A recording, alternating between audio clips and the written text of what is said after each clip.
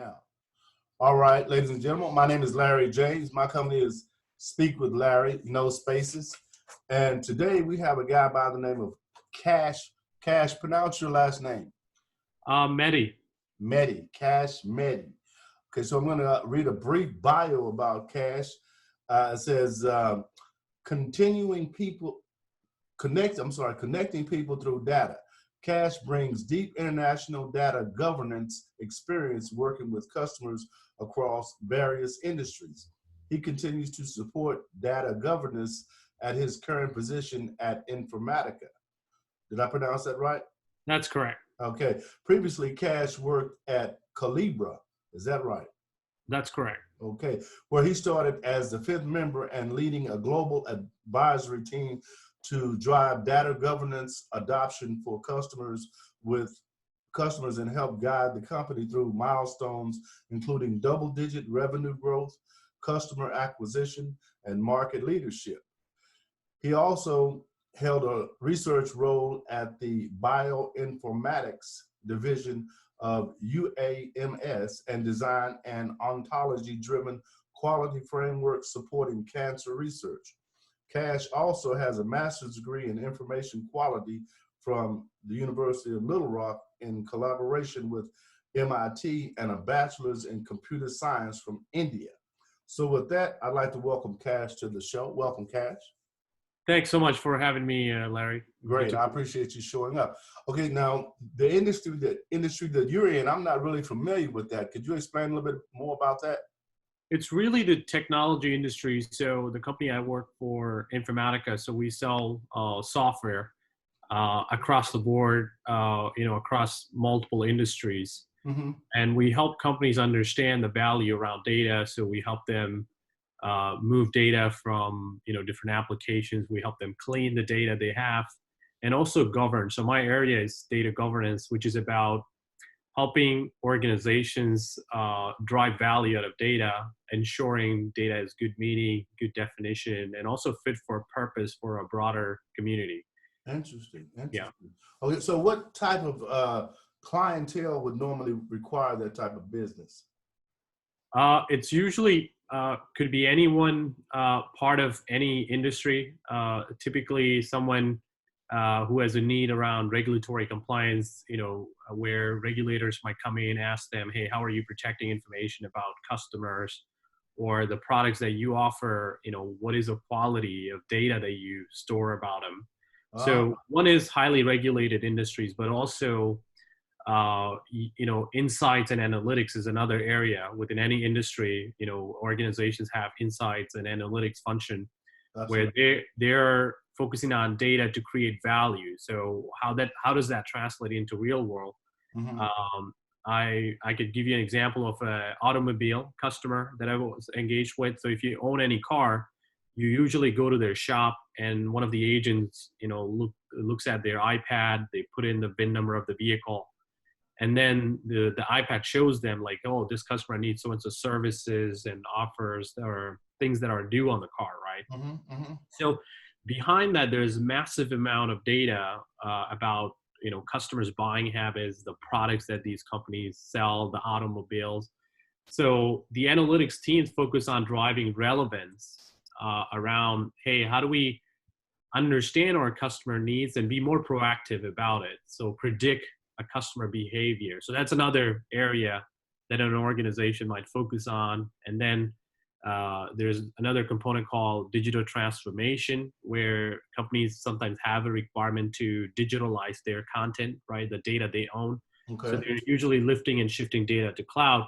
And these are like companies in that journey, they require technologies that support the migration process. So you need to make sure you're putting clean data out there. You need to migrate, transform data to meet certain standards, and also govern, which is about establishing ownership around data in case people are making changes to data. Somebody could get involved and ask questions, things like that. I see. Is that normally a team effort or could an individual do that? It's a team effort. There are teams around it. There are formal teams. There are different pockets of the business. Usually the way we look at this landscape from a technology side is you have a the business side, which is very much focused on, the data and what it should be, what it should mean. Then Mm-hmm. on the other side, you have the technology folks who are managing the systems, making sure the softwares are up and running, the systems are, working properly. So they're facilitating the infrastructure to the business so they can run analytics report, they can do forecasting on their business, those type of things. Gotcha, gotcha. So how did you get interested in that, or was that something you've always kind of wanted to be a part of? Ah, goodness. So, yeah, short answer, always wanted to be a part of it. I grew up around technology. My early background is working with a healthcare provider to help doctors design a electronic health record system. So, Mm. uh, and I used to design databases that would capture information about patients, Mm-hmm. capture information about medicine and all the specifications, what have you, so companies can track the cohorts of patients that they have, Right. what areas they come from, the demographics, and also what are the common uh, diseases or symptoms and things like that that you could track in a particular area. Mm-hmm. So Mm. that was my early on journey getting into the technology field. Gosh, that was if I remember clearly, that was back in 2010, right? So, Wow. Okay. and I was at the time I was doing a bachelor's in computer science. So I've always been in the space. I started early on learning technical skills because I realized being in technology, you have to be aware of programming. You have to be aware of how these systems applications work. So Mm-hmm. as I was doing my bachelor's in computer science, I started doing a part-time.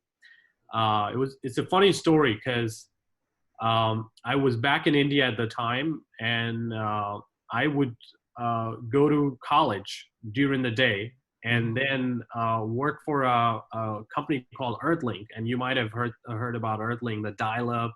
Earthlink? Earthlink, yeah. Yeah, I've heard that. Uh-huh. Yeah, they're based out of Atlanta, Georgia. Okay. So, and at night I would go and do this part-time job because during the day I have college, and at night I need something to be going. So I would hardly get like 4 hours of sleep. But I tell you what, it was the best time. I learned a lot getting into the field, and then later on, I decided like I can extend the things that I am doing. So I started pursuing a master's in computer science.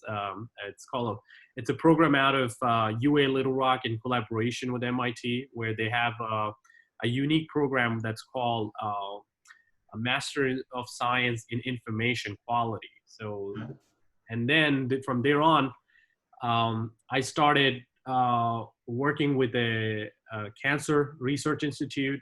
There's UMS, which is the University of Arkansas for medical sciences. It's based in Little Rock, Arkansas.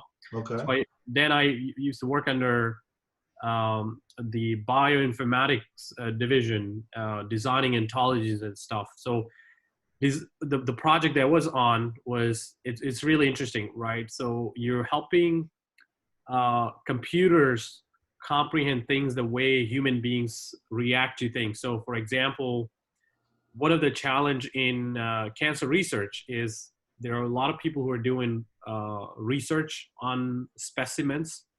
Anytime you have a patient that goes to a hospital, they're infected with a cancer. In this case, the pathologist would take a piece of their infected area, right, and they will study, they will define different characteristics.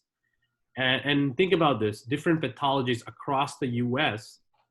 they are doing the same thing, but they call those specimens and they define them differently. So it's often a challenge to collaborate on studies. So what an ontology does is it helps computers understand the way human thinks. So if I ask you, Larry, hey, give me all the writers of a particular book, you will give me all the writers, but you also know that writer and an author is the same thing. But Right.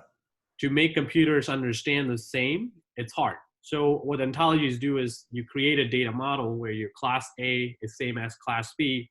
Anytime a pathologist requests for class A, it should automatically infer class B. So helping understand like Oh, author and the the writer are the same thing. So I got started in that, and then I was at a conference where I met founders of Calibra, right? I was introduced to them from my program coordinator at the time, where I was at the master's program, and then we started chatting, and they saw what I did from a research perspective, and then I really got started into the technology space. It's a long journey. I've kind of took you from 2010 to all the way down to 2018. That's when I left the previous organization, and now I'm at Informatica. Okay, let me ask this question. Is all that education necessary to attain that job, or no?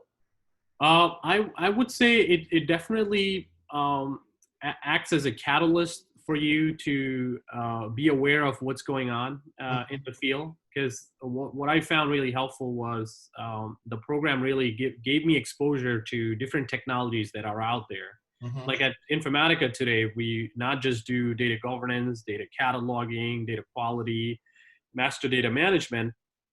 So in the program, I actually studied all of this, right? And then I decided I just want to go into the data governance aspect. I wouldn't have known that governance is something that I wanted to do, unless I had that exposure, right? So it really helps you. But besides that, it's also important to do your own study, right?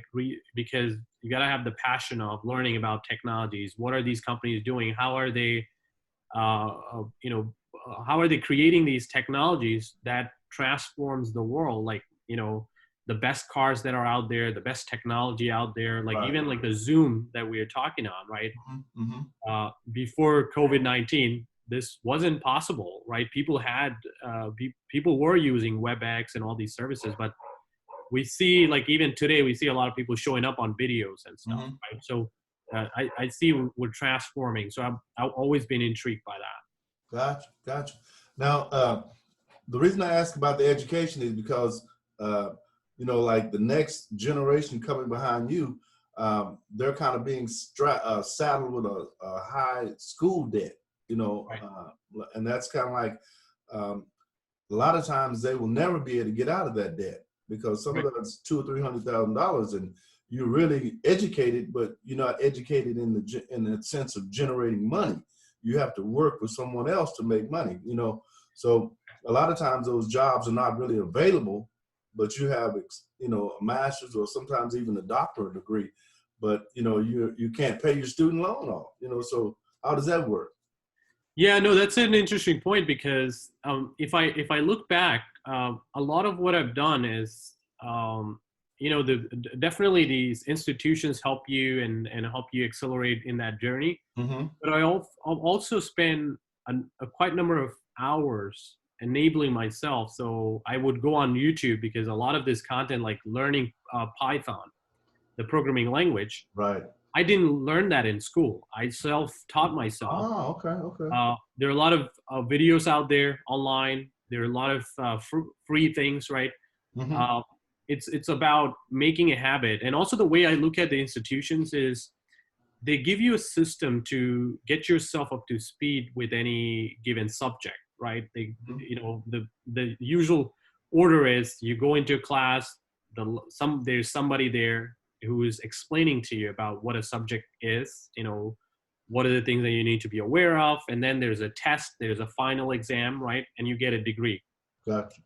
But there is a methodology where throughout the whole schooling period, right, Mm-hmm. you're actually, it's you who is spending time reading the textbooks. It's you who is listening and asking questions, Mm-hmm. right? So, putting that the question lens wherever you go, not to be like a nitpicking type of a guy, right? Right. You really question, like, hey, how does this translate into real world? How do we connect to the reality and not just like get lost in the weeds of textbooks, right? Mm-hmm.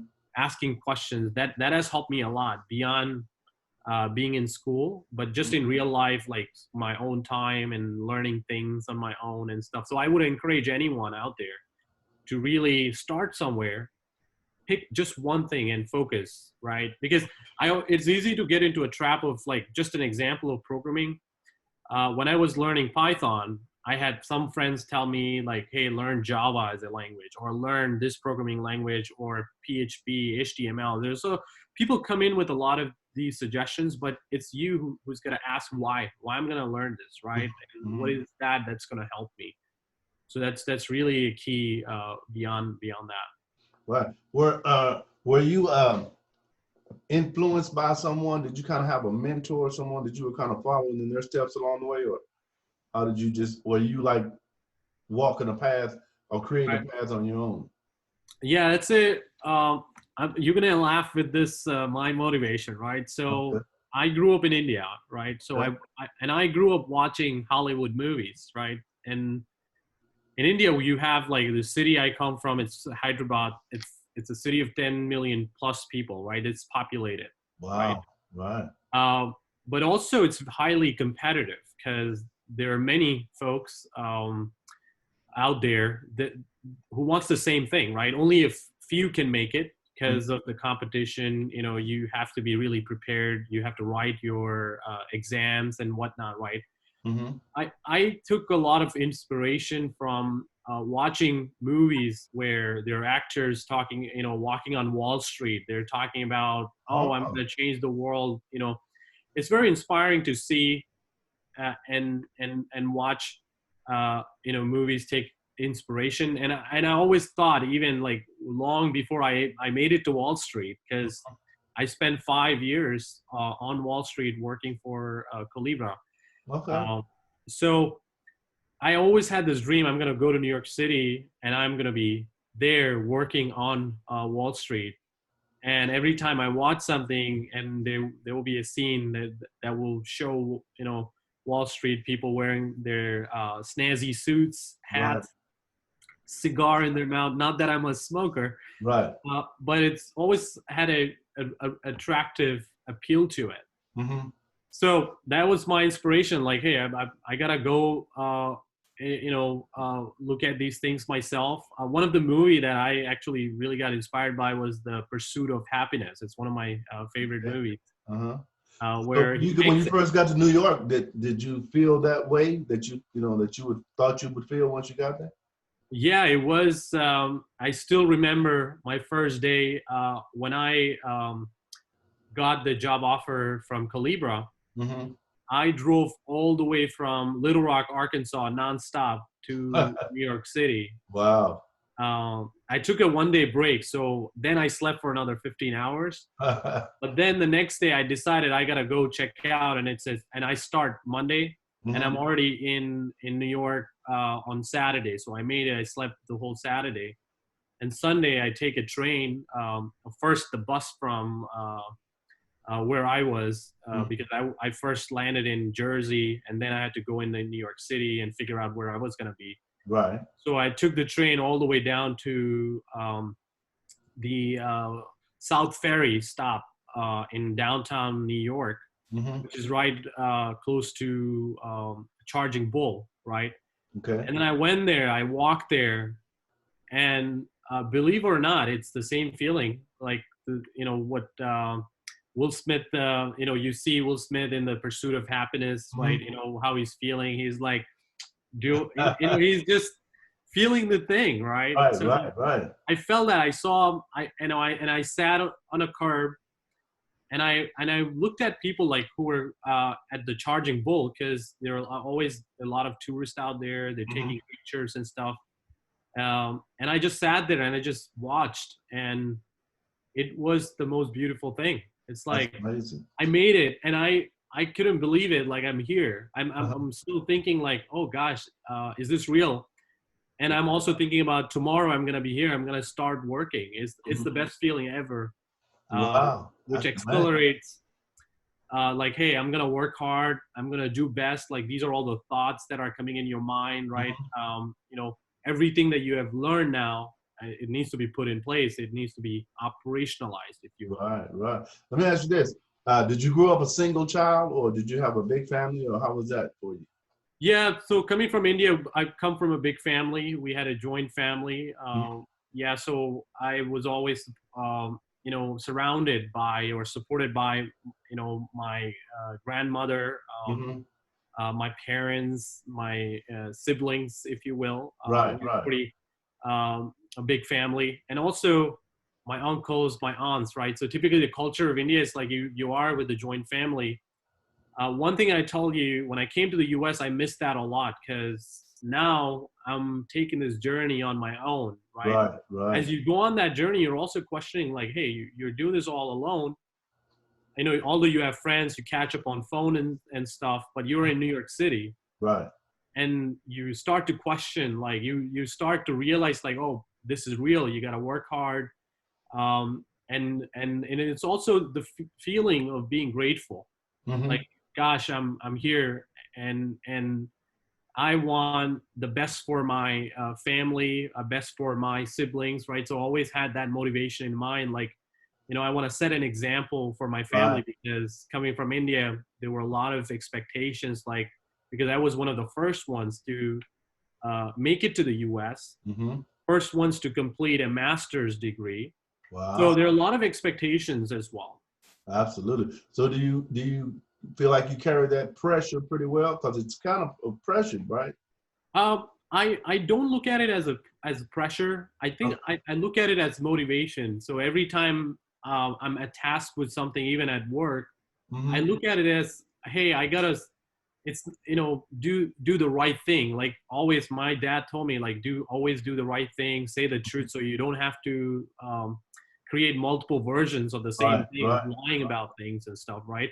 So Mm-hmm. doing those basic things, and also one thing that helped me is asking questions, asking for feedback early on. So every time I would, like, even at work, even in personal life or what have you, I would constantly ask for feedback, like, hey, is everything going okay? If there's something that I need to improve. Mm-hmm. So, to answer your question about, having those expectations, like family expectations and stuff, does it add as a pressure? Absolutely not. It's more like a motivation that keeps you guarded Mm-hmm. at all time. It keeps you grounded. When you do something, you always have that back of your head that you have to do the right thing, and being at the forefront, you have to set an example. Right, right, absolutely. So do you like what I do? My one of my objectives is to leave a legacy once I leave the planet. Right, I want my children, grandchildren, great grandchildren, Right. and on to be able to view these videos and say my great great great grandfather did this or that.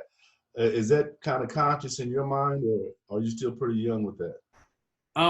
That's a great point. So I thought about this quite a bit. So what I do is, everything I do, I collect this in a hard drive. Mm-hmm. When I maybe go away or what have you, I want to give that data Uh-huh. to my my next generation, if you Gotcha, will, like gotcha. things Okay. that I've worked on, things. So I take inspiration in writing about the technology, the subject about on data governance, if you will, right? Mm-hmm. So I throw it out there. It's not just for my next generation or my family or anyone behind me, right? It's also about creating value for the community. So Right, right. uh, one thing I'm always conscious about is, whatever you do, if you learn something, you gotta share it. You have to share it. So the Right. moment I learn something, I have this model that I have internalized, which is information in, information out. Mm-hmm. Whatever you learn, you gotta share the goodness with other people, That's right. and it only spreads, and it becomes rich over time. Well, when you look at it from a biblical perspective, you should give and you'll receive, because it's Right. ordained that once you give, you may not receive directly, but you will receive. And it may be your children, are safe, or your mom or your parents are safe, and a lot of times a lot things are so big in the universe that we don't have the time to focus on that part of it. That's why if you just continue to give without expectation, Right. continue to give over time, it will become a habit for you, and it will be like you do it automatically. And see, once we get in that mode, then we open ourselves up for those good things that we have given for to come back and bless us, right? And that's what I believe. each one of us should focus on going forward, because, you know, when you think about our time on the planet is very, very short. You know, when you look at, you know, billions of years. So if you're here for 30, 40, 70 years, however long you are, then you have to do all you can while you're here, because this is our time in the human experience. I Right. always like to say we're spiritual beings having a human experience. And then when we pass on, we'll go back to that spiritual experience, right? So you have to do everything you can. Actually, I believe that I painted this picture for a guy one day. Let me say this really quickly. And he Right. asked me, where'd you get that? And I said, I just thought of it, but it makes sense, because we're spiritual beings having a human experience. You have to understand that's a fact. So with that being a fact, just imagine you and I having a conversation as spirits. Like I don't see you, you don't see me, we're just spirits. And I say, hey, Cash, next week I'm gonna have to go to that human experience. And you say, hey, how long you got to be gone? I say, I don't know, probably 60 or 70 years. And you Right. say, are you coming back? Oh yeah, I'll be back, because I'm a spirit, but I got to go do that human experience. So that's when I'm born. And when I die, then I come back to where I was, right? And I believe that's the way it works, but I don't know. I had never read that anyplace, but nothing else makes sense to me, because the human experience leaves, right? Yeah. So what's your take on that?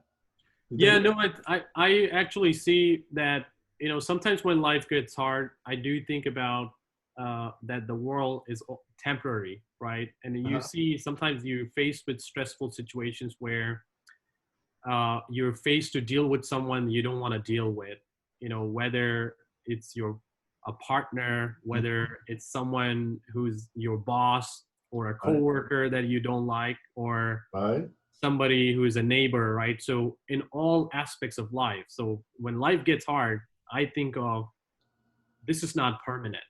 It's gonna go away, right? Um, Right. the other thing I usually think in my head is, I think about the world 100 and 200 years from now. Mm-hmm. Imagine the whole human race, right? So we're gonna have a fresh blood 100 years from now. You know, Absolutely. who knows, right?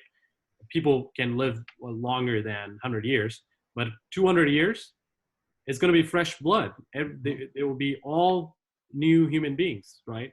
Right. So I'm always reminded of that, and that keeps me grounded to think that, okay, whatever I'm facing today is temporary. It's not going to last for long, and I'm going to try my best. Mm-hmm.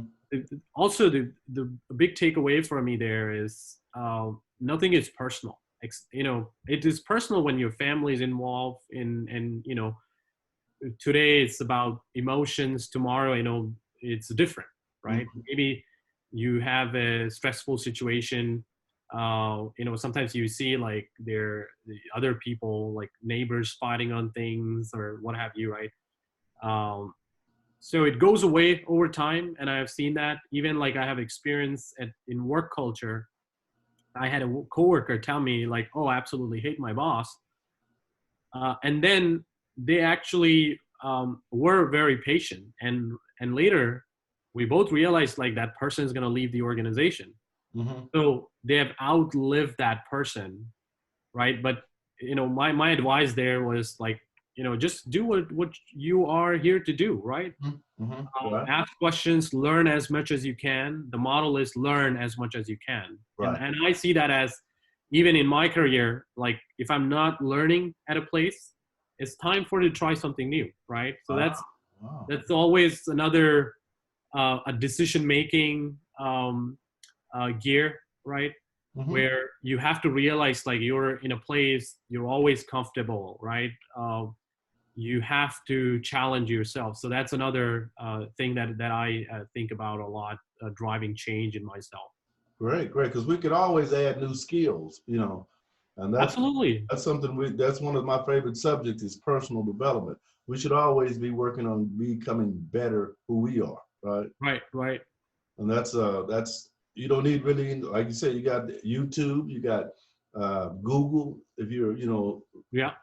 if you're trying to decide what it is you want to do, because a lot of people are stuck on a 9 to 5 or 8 to 5 job in an industry that they really don't like. Mm-hmm. But rather than focus on gaining other skills so that they can move away from that, they'll just stay there and complain, which I think is the wrong formula to get that solved, right? But you really can't do anything except give people a little advice, because if they're not going to take any advice or take any steps, then they're going to be there. That's how that's going to be. Well, listen, Kash, I really appreciate you giving me this 30, 40 minutes of your time. I know life is very busy for a guy like yourself, especially when you're dealing with analytics and those type of things that require, attention all the time. But listen, before you leave, I'd like to for you to give your contact information to my people, if you don't mind. Yeah, absolutely. Yeah, feel free. They can actually reach out to me on LinkedIn, or if you like my email, I can share that with you as well. Okay, yeah, what was that? Yeah, it's kxmehdi@gmail.com. KXMES MEHDI. DI. Okay. My last name, KX, and my last name, MEHDI @gmail.com. Gotcha. All right. Well, listen, I appreciate you again. And I like to always end this show that my name is Larry James. And as always, share with someone else what I've shared with you. Absolutely. Thanks for having me, Larry. Okay. Appreciate Bye-bye. it. Thank you. Bye-bye.